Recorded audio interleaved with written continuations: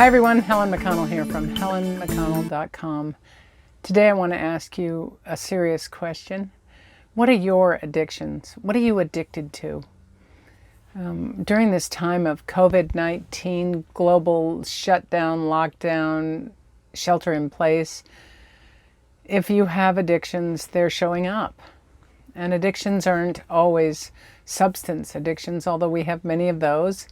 Alcohol, drugs, smoking pot, cigarettes, food, maybe other substances. But we have many behavioral addictions as well. For me, right now, I have two main addictions that I'm very aware of, and I've been through many in my life, so I know an addiction when I feel one. Right now, when I want to just check out and not pay attention to the things I maybe need to pay attention to, I turn on a video, a movie, a YouTube video, something like that, and I can just get sucked down that rabbit hole.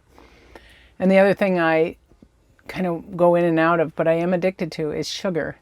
And I do my very best not to eat sugar because I know it's not good for me. I never feel great afterwards, although I enjoy it during the time I'm eating it. And that's kind of a classic addictive signature. All right, so I love this definition of addiction by Dr. Gabor Mate. He's one of my favorites. And he says that an addiction is defined as any behavior that a person craves, finds temporary relief or pleasure in, but suffers negative consequences as a result of, and yet has difficulty giving up. That just is so succinct, because I remember the first time I drank alcohol, I got drunk. I found temporary pleasure in it, had terrible consequences after, and yet I didn't even want to give it up. It was many years before I finally wanted to give it up. But I had lots of times where I had moments of that, just that pleasure, and then suffered the consequences. And you may not know what your consequences are just yet, but you know they're there. Okay? Maybe they haven't even hit you yet, but you know they're there. So I'm not trying to shame anybody, because addictions are coping strategies. And they're usually coping strategies for stuff we don't even remember what we don't know how to cope with. Like we've buried it so deep under these layers of behaviors or substances that we don't even remember really what the problem is. Or we might have this sort of nagging thing that deep down inside, I'm just a piece of shit, or nobody loves me, I'm not lovable, that kind of thing. None of those are true, I promise you. I don't care what you've done or how you were raised. It isn't true.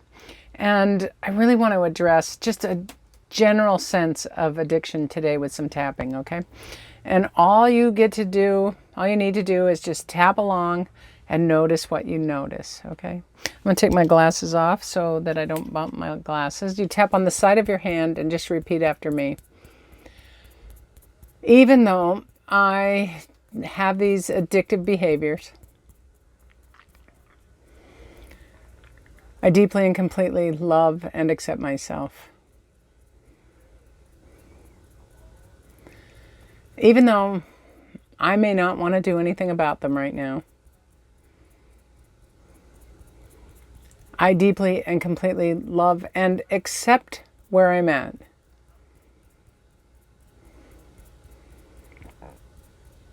Even though I have no control over these addictions, I deeply and completely love and accept myself. Okay, now we're going to tap around the points. Just notice what you notice. These addictive behaviors on the eyebrow. I know they're hiding something. Side of the eye. It just feels too uncomfortable to uncover that. Under the eye. These addictive behaviors. Under the nose. Sometimes they seem to run my life. On the chin. I'm partaking in these addictive behaviors. Collarbone, before I even had a chance to think about it.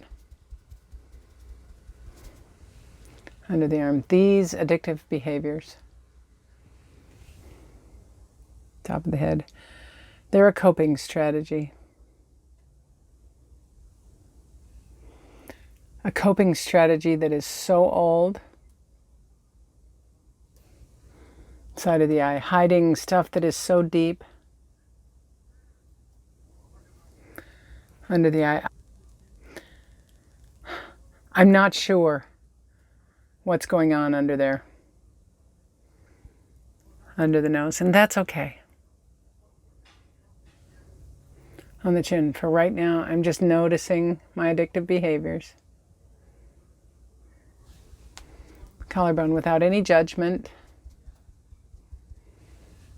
Under the arm, without any need to fix them. Top of the head, I don't have to do anything about them. Eyebrow, but by noticing them. Side of the eye, it sort of takes some of the edge off. Under the eye, I'm just going to notice them. Under the nose. And when I partake in them next time, on the chin, I'm just going to notice. Collarbone, I don't need to do anything. Under the arm, I don't need to judge myself. Top of the head, I'm just going to notice. Okay, now just take a nice gentle breath in and exhale. And notice what you noticed. Notice what came up. If you feel at all triggered or emotionally flooded, I'm going to invite you to keep tapping. And this is one of the ways you can do that. If you feel flooded by this, just tap.